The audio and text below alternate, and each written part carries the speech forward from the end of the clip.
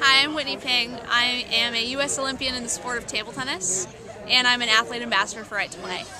I've been involved in sports since as long as I can remember. It's just been something that's been a part of my life and something that's really just touched my life in a number of ways and helped me grow as a person. And along the way, it's just been something that's been really fun for me. I first heard about Right to Play, I think around 2006, when Joey Cheek, who's an American speed skater, donated his gold medal bonus to Right to Play, and that elicited a good amount of publicity around the organization.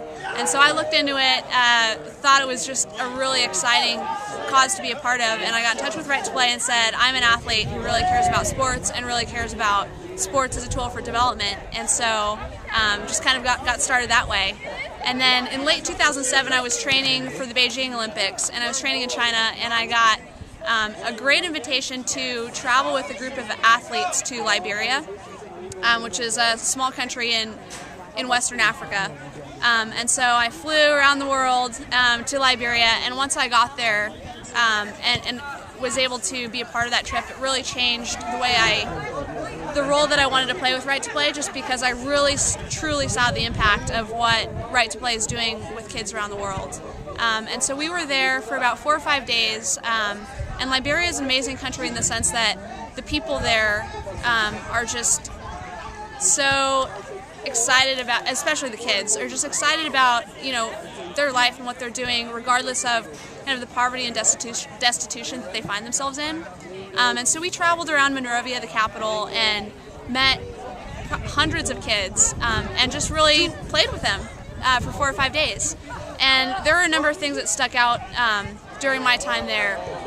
I think one of the most powerful things that I saw was we were participating in a Right to Play game, got in a big circle because it's very participatory and they want everyone to be involved, and they were just passing around a ball, and the novelty of the ball there, when I saw how excited kids are to really be playing with the ball, it just shows kind of the gaps in what we take for granted here in the U.S. and what they have in other parts of the world.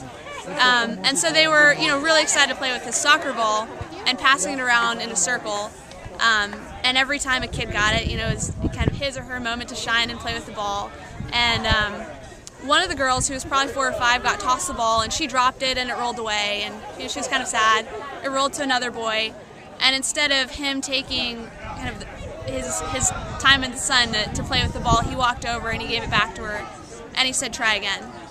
And when I saw that, it was kind of just a small snippet of how much sports can do without really, trying.